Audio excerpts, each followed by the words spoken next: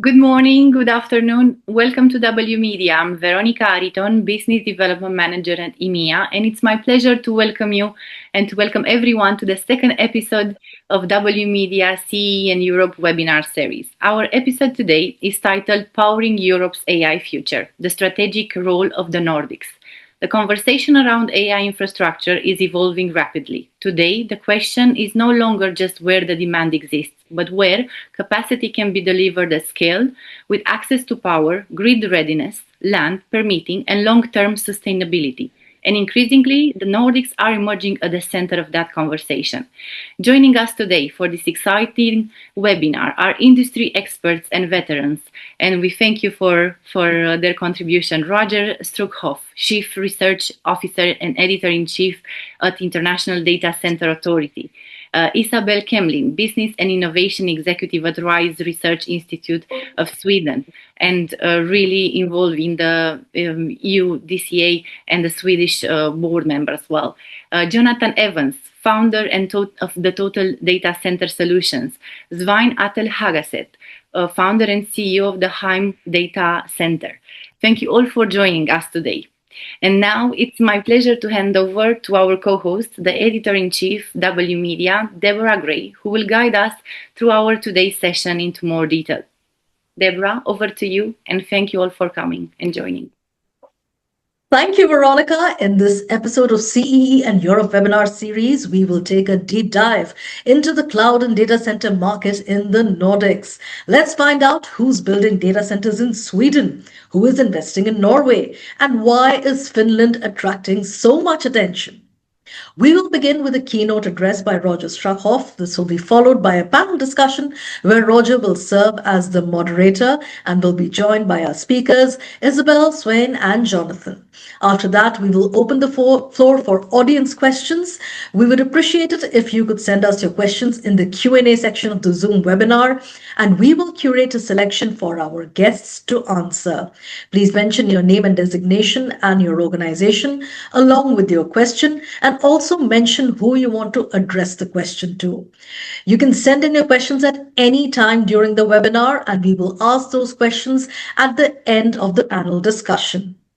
Now, without further ado, let me introduce you to our keynote speaker. That is Roger Struckhoff. He's the Chief Research Officer and Editor-in-Chief of the International Data Center Authority. During his career, he has served as a conference chair of Cloud Expo, Vice President at International Data Group, Director of Communications at Linux International, Director of Research at Altoros, and Director of Global Research at TIBCO Software. Over to you, Roger. Hello. Hello, everyone. Thanks for joining us. Thanks for joining us as panelists. Thanks for joining us as attendees of this webinar worldwide. My name is Roger. Again, as Deborah mentioned, I'm with IDCA, the International Data Center Authority. We're headquartered in Washington, D.C. I'm based in the Chicago area, and we have people that are located all over the world. So I'm just going to talk for a few minutes before we get to the important part of this webinar, which is the discussion with our panelists. I have 3 slides, so you can sit back and enjoy them. It's not going to be death by PowerPoint. I just have the 3 slides. So I want to see if the first slide is up, and if it is, we can go through it. Thank you very much. This is an overview of the global digital economy, and the Nordics clearly play a very important role in it. It's a function of a report that we put out a little bit earlier this year, where we determined by ranking nations of the world according to the development of their digital infrastructure, their socioeconomic conditions, and their government stability, to see how much of their economies could be classified as digital. It has to do with the apps and services that people use. It has to do with business processes. It has to do with all of the digital infrastructures, including data centers and the emerging AI centers and hubs. According to our research, then, we found that 17.3% of the entire global economy can now be classified as a digital economy, which represents more than US $20 trillion Now, a digital economy is not something that's reserved just for developed nations. There are people that have mobile phones and mobile devices, for example, in every country in the world. And so even in very distressed developing nations, there is an element of a digital economy. It's not something you just turn on or turn off. We found a range within the countries of the world of between 4% and 25% of their economies are digital. The Nordics are at the top of that list. And you can see that with those numbers, there's quite a disparity in the world. Today, as far as data centers go, it can be a little difficult to determine exactly what the size is. How much consumption are data centers really consuming? We've done a determination of between 64 and 69 gigawatts. And since the time of this report, about a month or so ago, we refined that a little bit, where we're looking now at 67.7. It takes about 2% of the world's electricity. And as with everything in the world, there's a lot of disparity. The reason that it's a little difficult to pin down a number for the world is China. China has enormous capacity. China has enormous unused capacity. The government is not real transparent, so it's difficult to really say. So what we've done by our methodology is determine that China right now is at about 8 gigawatts. But if you do simple Google search, you can find that the numbers are actually all over the place. But that's what we've determined. Now, within that global 2%, as I said, there are some nations that are consuming 20% of all of their electricity just to do data centers. That would be Ireland, for example, and Singapore. They are, under a little bit of distress. The United States has risen to about 6%. And throughout Europe, there are also many nations that are at a level of, say, between 6 and 10%.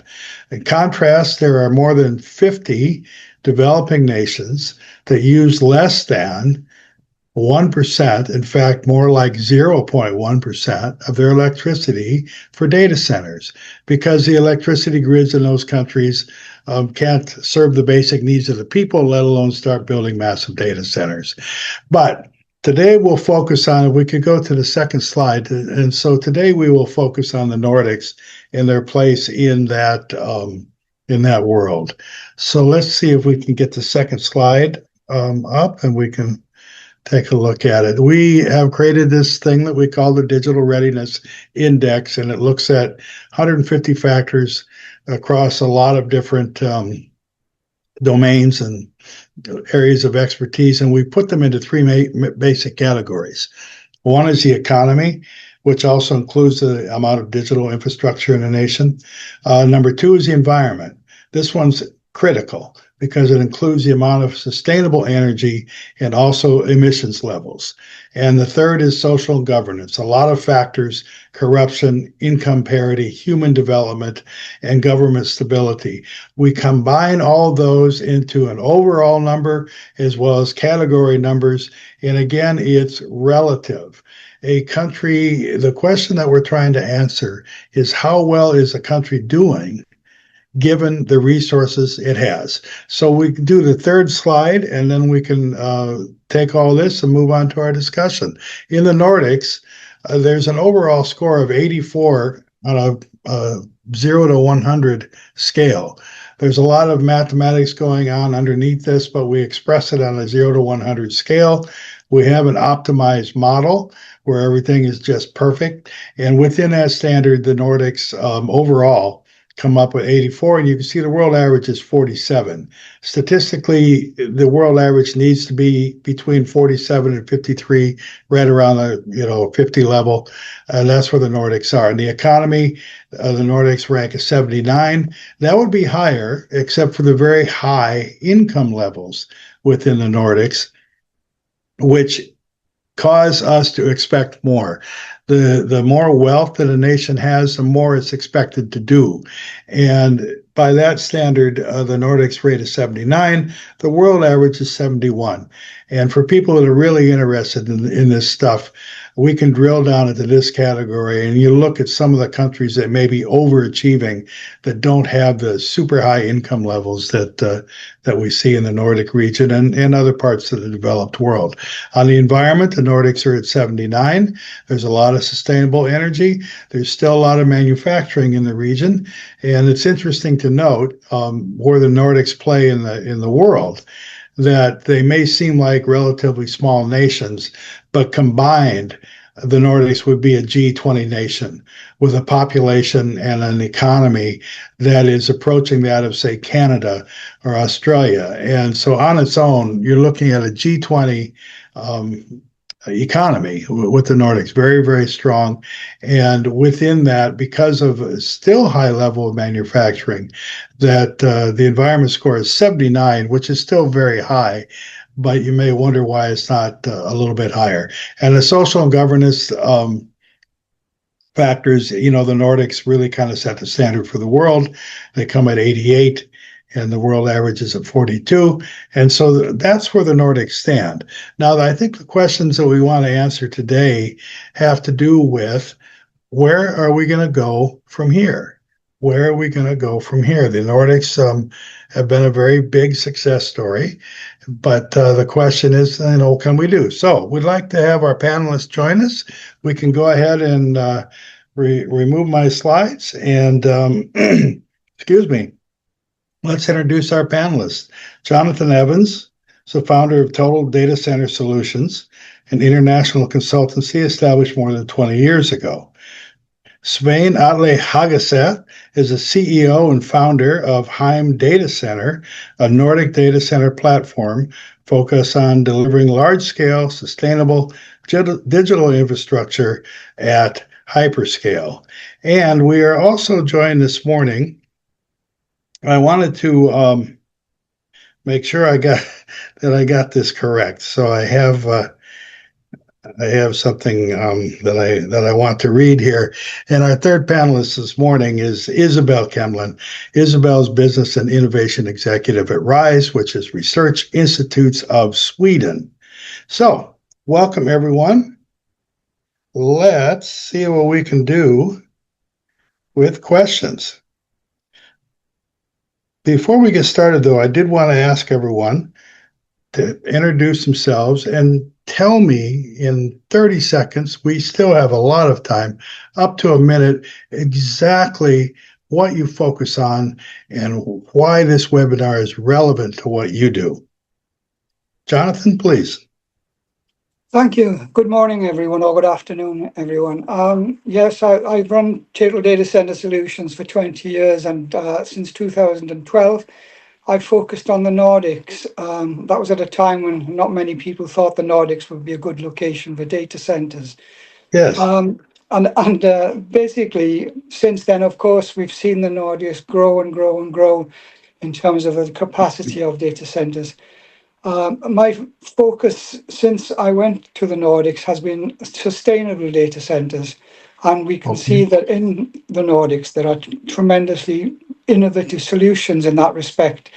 Anything from the fjord being cooling the data center in Green Mountain in Stavanger, yes, to eco data center building in wood in Sweden. So I've worked with these companies, and that's my main focus, is sustainability and reducing carbon footprint. Great. And Svein, and also in that context, you're in the Nordics as well, but what is it about the Nordic region that's so attractive, and what is it that you'd like to convey today? My name is Svein, CEO of Heim, but prior to that I had 10 years in Green Mountain as their chief sales officer, and the last few years as a CEO. So a lot of the things that Jonathan mentioned we've done in Green Mountain, and now we're kind of trying to capitalize on that with Heim and doing it a little bit better. So in regards to what we focus on in the Nordics is the ability to, in today's market, there's so much capital entering into the market, but unfortunately it's not the of competence necessarily that follows the market. So the ability to actually be an execution partner in Green Mountain, we took the company from when I started in 2016 I left from 2 megawatt to around 300 megawatt of capacity sold and delivered. So the ability to actually take what is needed in this market, both in regards to sustainable data centers, but also the ability to ensure that we're a welcome tenant in the local communities where we are. And of course, building facilities that are future-proof in a kind of race where everything goes faster and faster, right? So when we're building for generational perspective, we need to build smart from the beginning. Great. And Isabel? Yes, good morning, everyone, and thank you so much for inviting me also to this panel. Well, my day job is to look at how this quick development is actually working in practice from a technology perspective. So at RISE, we have a test facility where we have built our own server emulator, because of course the new servers that are coming out, they are not ready in the market yet, but all the other suppliers need to test how is the infrastructure really going to look like. Looking at that, and also in combination with my roles as I've been part of founding the Swedish Data Center Industry Association. I'm part of the board. So we have also very close collaboration in the Nordics. And we're also a voice through the European Data Center Association, where I'm part of the board, where we look at regulation, because there is a lot of things happening. And we in the Nordics have been welcoming to actually measure data centers, how sustainable we are, because we know that we are just this in the Nordics. But then we also need to make sure that it's done in a transparent and good way. So these are the topics that I'm very passionate about. Great. Well, let me follow up, and Isabel, we'll start with you. Actually, we'd like to know. It's interesting because the Nordics are individual countries. We want to make that clear. Although in my little introduction, I combined them, which a lot of people do, because on the surface, as far as technology development and as far as governance, they are a very, very similar region, the same climate and the same resources, essentially.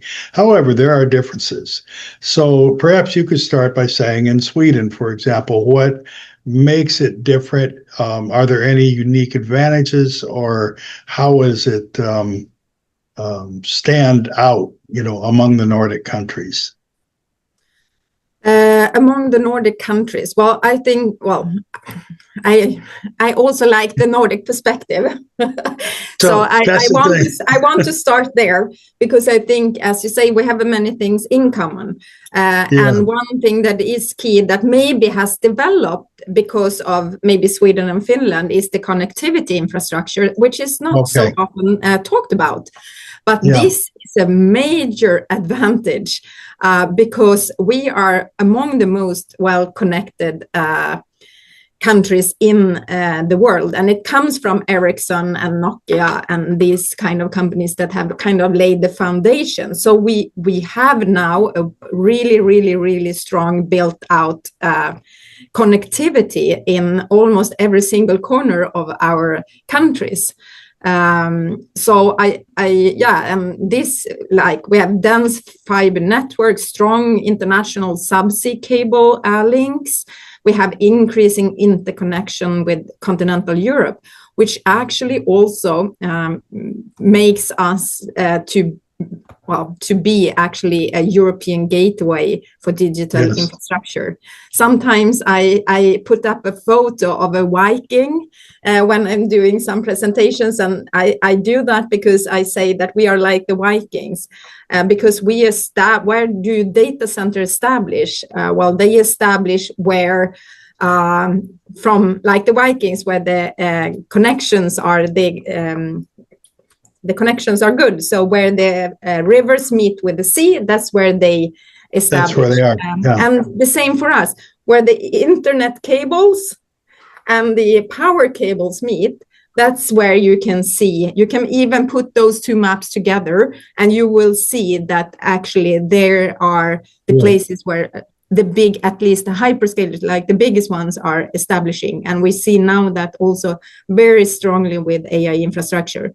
But I think also there is a third dimension, and that is, of course, sustainability. So where you can also reuse the heat is going to become an increasingly factor. But we are working very closely together. And seen from a Swedish perspective, I think also, I mean, we are in this region, we're one of the biggest countries, and we have a long tradition from technical background, technical staff, I would say, who is very knowledgeable in those areas. But, Well, Svein, I'm not trying to cause any trouble here, because in fact it is the Nordics, I think, is strongest when seen as a region. But have you seen the sort of differences among the nations within the region? Is there anything that stands out? Yeah, I think there are some differences between the different countries, and I'll take my own example, right? So when we built Green Mountain, we built it basically out of Norway, which of course has a fantastic opportunity due to the power situation in Norway, where there's abundant available renewable energy. There's a 20% overproduction of power in Norway each year. Yes, and of course that is kind of different between the different countries. So if you take Norway to Sweden as an example, not trying to cause any trouble with Isabel, but Norway and Sweden produce about the same amount of energy, but the Swedish population is twice as big. Right, so you have two countries who are kind of net exporters of power in the Nordics, and that is Norway and Finland. But basically, like I said, they're massive power producers all, so there's good availability of renewable power across the countries. So I think one of the things that made us look at Finland compared to doing something in Norway first was because today it's about the ability to actually execute. And what we saw was that the regulation in Finland, we felt that was a little bit better than what we saw in the other Nordic countries in regards to predictability of actually getting building permits, and also the ability to get power in the time frame that you would like to see it. So that was the reason why we decided to do our first build in Finland. But basically, all the Nordic countries kind of support a lot of the convergence of forces now in the market, right? It's availability to power. It is good technology environment. All the things that kind of Isabel mentioned. But there are some kind of it's not one region. There are different countries with different kind of pros and cons, and you need to evaluate how you act or what you're looking for in regards to where do you locate your data centers in the Nordic countries. Okay, well, Jonathan, then as someone who came to the region, what are your observations on this? What both Isabel and Svein have said, and your own experience in the region? What sort of differences, if any, have you seen, and how are they relevant to what we're talking about today?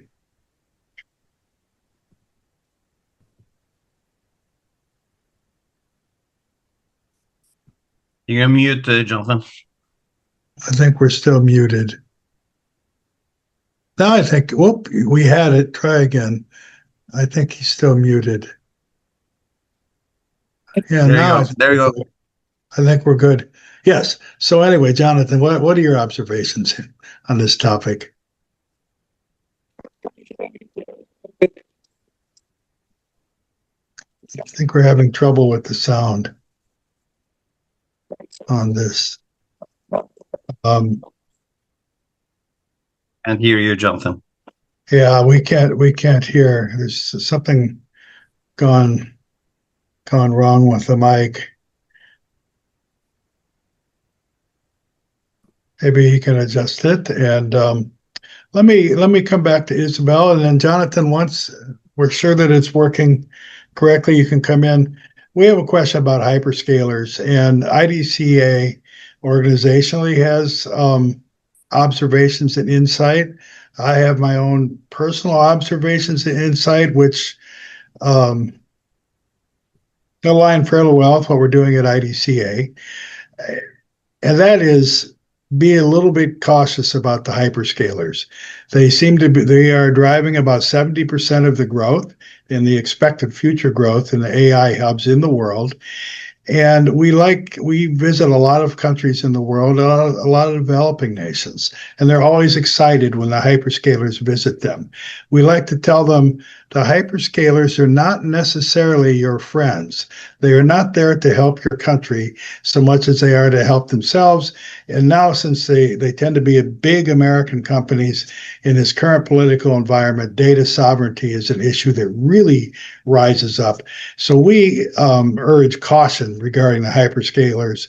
Svein, what can you say on that topic?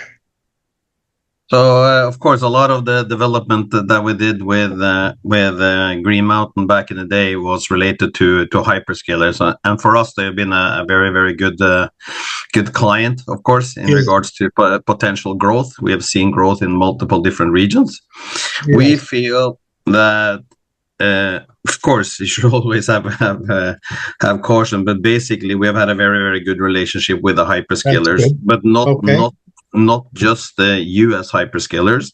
Okay. We were also, I think, the first one in Europe that signed a significant Chinese hyperscaler, TikTok, back in the Green Mountain day. So it's about, I think, regardless of how you're looking at it, it's about getting a balanced portfolio of clients in data centers.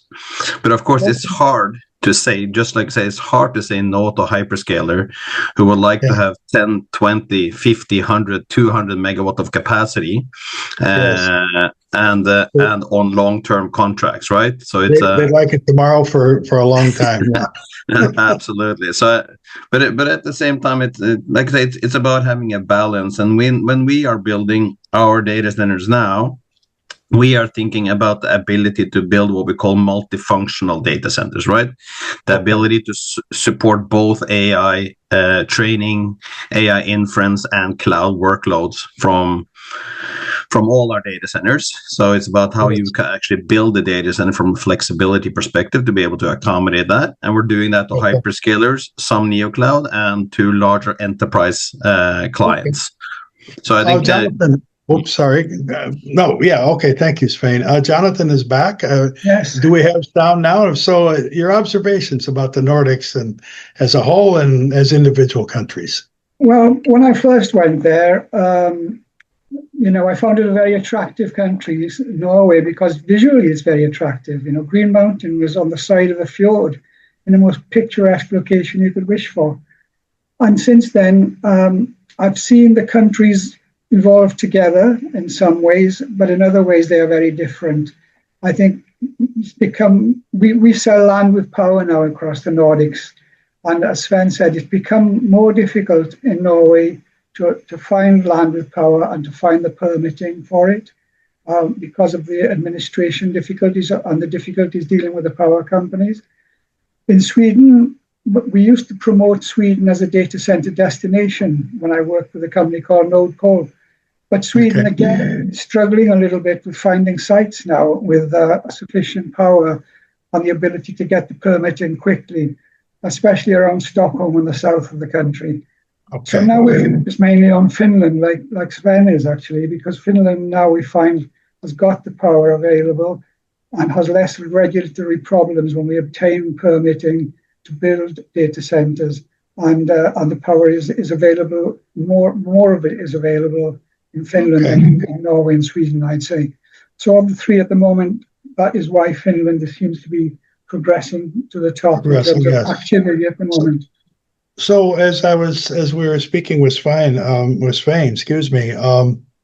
your view on the hyperscalers? What experience have you had with them, and What sort of business do you think they're bringing? Well, I mean, obviously they were there right at the beginning. It's Facebook, as it was, went to Sweden in 2012, 13.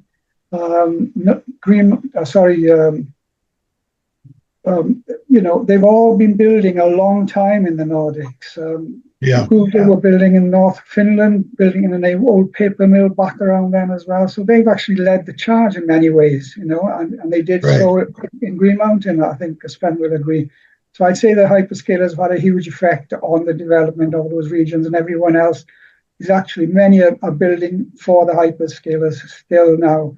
And although there is other demand available, it's still mostly hyperscale demand, I think. I don't know what your analytics think of that. But that's okay. Isabel, what do you think of the hyperscalers, and also on the remarks about there may be some constraints that they've been seeing in Sweden? Sorry, I didn't, and there might be some, I didn't hear the second part of your question.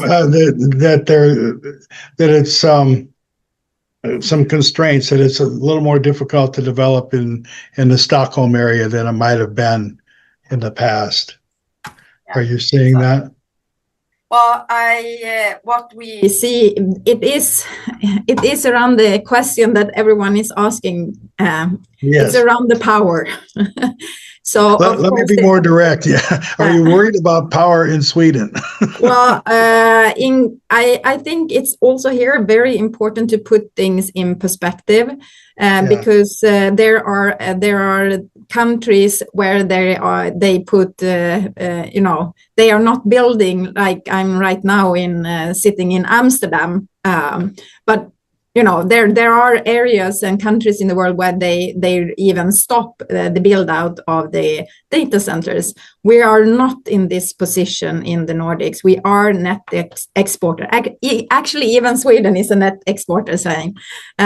So we have power, but then of course we need to look at where. And in some areas, like in the Stockholm area, it's starting to become crowded. From that perspective, but we have big countries, so there are plenty of space to have that. I wanted you also mentioned the hyperscalers. I think it's important to really, of course, put things in there also in perspective, because when Facebook decided to establish abroad, the place that they actually picked was Luleå, up in the northern parts of Sweden. What that actually have created, and also was the start of, was an industry in the Nordics. It has also created a lot of things around it. And today, for example, there is world-leading research going on in Luleå on data centers. There are a lot of companies and Swedish companies that have solutions that they do for the hyperscalers, which is actually also able to follow them out in the world. And based on research from, I think it was CBRE who mentioned it. You said the number of 70, but between 70 and 80% up until now in the colocation companies has been the hyperscalers, because they haven't had the chance to build out, and they have a little bit of different strategies if they build their own or if they go with colocation. So I think there are pros and cons, but I think also the fact that what we see in the US right now, and maybe you're better off to comment on it, but it's also becoming a very tough environment to actually establish a lot of resistance towards new data centers. And I think here, and especially in the Nordics, we think differently. We think a lot around the circularity already from the start, that the data centers need to be a part of the community. And that also comes with the fact that we are thinking on the sustainability factor from the beginning. So how can how can the data center become a part of it? Yeah, so this is we're going to have to go to Q&A in a very short time, but I did want to follow up on that, on the sustainability. In parts of the world now, we're talking about these big gas turbines and a shortage of the gas turbines, and a lot of people are planning to put in many gigawatts of new AI centers using liquid natural gas. The Nordics are well known for a commitment to sustainability from the beginning, sustainable energy. Will that continue as far as you can see for Sweden and for the Nordics? Are you remaining committed to sustainability? So remaining committed not only sustainability, but also to what we do. And what do we do? We are building out the data infrastructure. Then we have the infrastructure that is the electricity infrastructure, but that we get the power mostly from. But I think here is really core. What we want to do is host and transfer data. That is our key. Okay. But we need, when we are establishing, then there, because of the speed, there might be situations where we have temporary solutions up until we get the power from the power companies. Okay. I really personally believe that we have a pretty good network from the beginning in the Nordics, and we should continue to let the energy companies do their thing and we do our thing. Okay. But we need to find ways of working together on that. I don't think that is a long-term solution in the Nordics. There are, Okay. Spain, same thing, sustainability. I think the whole Nordic society is built on a large degree of sustainability, and you don't just see it in regards to power, but also in regards to a lot of other different things that are happening, especially also if you look at electrical vehicles as an example, right? So sustainability has kind of been front and center of what you're doing. I don't think that we're going to do a lot of build outs of non-renewable capacity or non-fossil free capacity in the Nordics. Like Isabel mentioned, it might be that you're doing it on temporary basis, but I think there are so many good opportunities. And I think, just as Isabel briefly also touched on, the ability to look at it from kind of a holistic perspective in regards to how you're entering into these different societies from also the power perspective. So you need to start early. And just like you mentioned in regards to your comment on hyperscalers, right? And the criticism of they kind of doing it on their needs. Yeah. I think we need to start to look at it. Then we need to change the whole narrative on how we're actually building data centers and work with the local municipalities, local and central government power, etc., to look at a longer term perspective on how we're doing this. This is a whole other topic. We need to have another webinar on the community involvement, because it's a huge topic. And Jonathan, very quickly on sustainability, and then we'll go to questions from our viewers. That's what I've been trying to do, is help drive down carbon footprint of data centers, and the Nordics is the ideal place to do that. The wooden data center was a great example, which I haven't been able to convince other people to do yet. They did it at Eco Data Center. The other thing is district heating. Nordics leads the way because they have the district heating functions in place for their heating systems anyway, but we're still miles behind in terms of the capacity that can be used.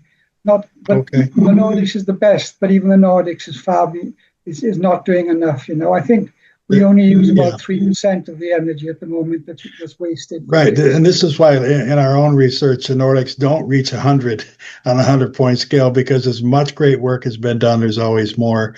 I think that Deborah may have some questions from our viewers, and if that's so, Deborah, you can take over.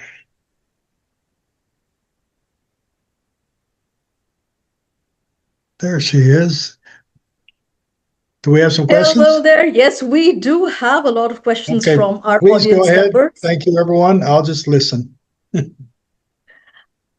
All right, we do have a lot of questions coming in. This is like a steady stream of questions. I was just busy typing and putting it all together. Okay, so our first question is, One moment, please. This is from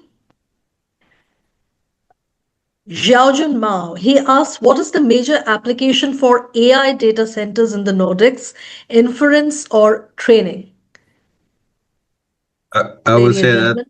I would say that historically or to this point, it's been mainly AI training. So a lot of the development in the Nordics has been related to AI training. I think we do see a shift though, where AI inference is coming stronger. But of course, this is back to Roger's initial comment as well.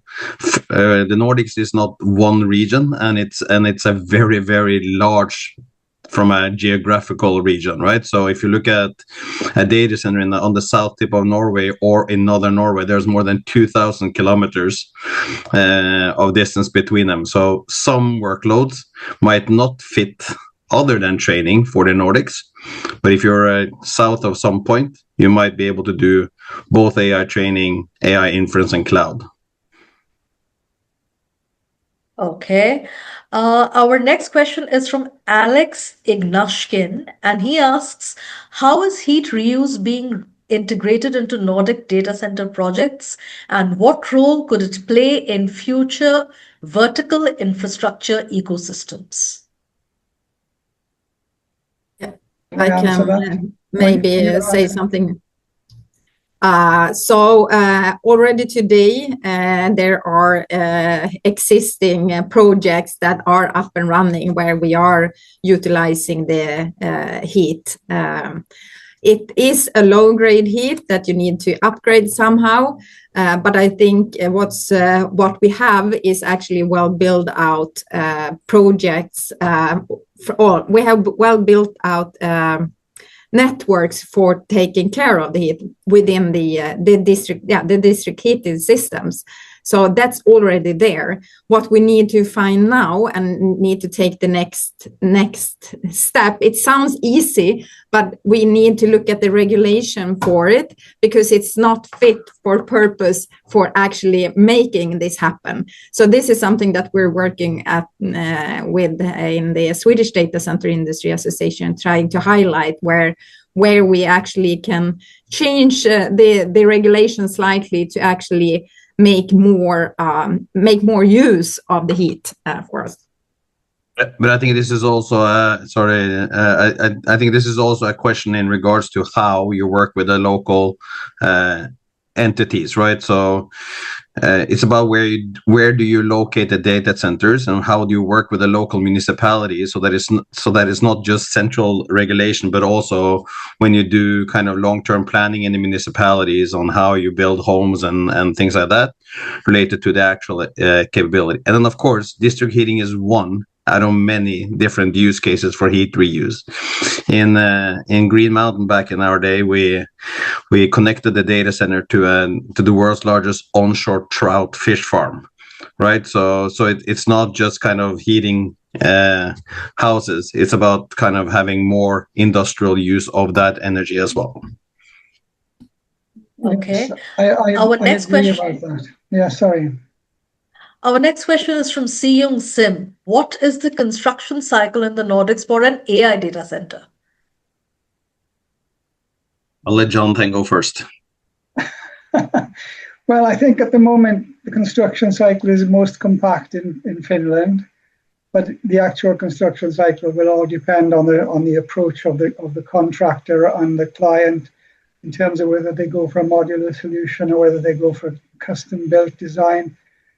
It would vary tremendously, but all I can say is that in Finland at the moment the constraints will be very few in order to enable the data center to be built fairly quickly. That's my only thought on it, Sven. I can do the practical answer. When we are building our facilities, we are planning on every new facility or every start of a new location. It's an 18-month build time from the permit is done or from the contract is signed. If you are doing follow-on, the typical build period will be 12 months.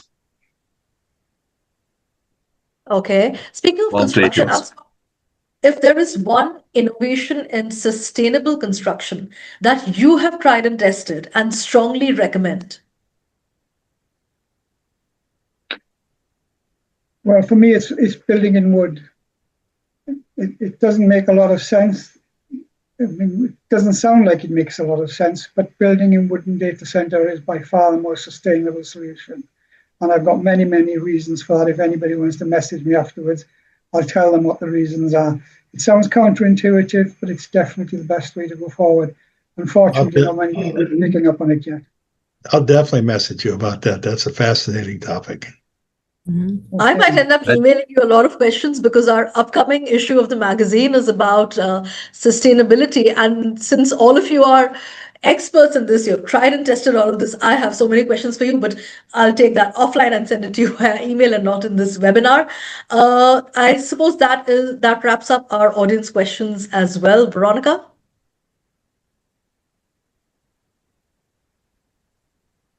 Veronica? There we are. Thank you. What do you think is one of the key takeaways? Yes, thank you. So just to conclude, it was such an insightful conversation. I was really happy to see you all joining and bringing this expert field as well on such a interesting topic. So I think one of the key takeaways from today's discussion is that the next phase of AI infrastructure's growth will be defined not by the demand alone, but by the ability to deliver scalable capacity in the right location at the right time with long-term energy efficiency and operational resilience. And I believe that all these, different and broad perspectives from a country to another in the Nordics is even, making the sort of like brainstorm of, okay, how we can transition into bringing like different solutions and having different approaches to the advancement of the AI infrastructure and the data center industry. So thank you very much for joining, and thank you for the distinguished guests that they are bringing, all these insights as well today with us. Roger, thank you once again for moderating this panel. It was such an insightful one. Isabel as well, lovely to meet you as well and to have you join the panel. You brought a really massive contribution to your insight and expertise. And Svein as well, thank you for joining and for also bringing this perspective of being like on the field and building. And I wish you best of luck as well with your project. Jonathan, thank you very much for bringing the support as well from the very beginning up in the organization of the webinar. And I'm so happy that everyone joined today. And they found out, even for the participants, they found out, more metrics and insights in terms of the Nordics region. And this is expanding the debate further. So thank you, and over to you, Deborah, and thank you for your support. And with that, it's a wrap. We truly appreciate your time and participation, and we look forward to continuing the conversation in our next episode that's going to take place next month. In our next episode, titled From Core to Edge, Rethinking Europe's Data Center Architecture for the AI Era, we will discuss why and how we need to reimagine, design and deploy digital infrastructure that can keep up with the demands of a market that is both mature and still growing. Until then, from the entire team here at w.media, bye for now, and we'll see you next month. Bye-bye. Bye. Bye. Bye.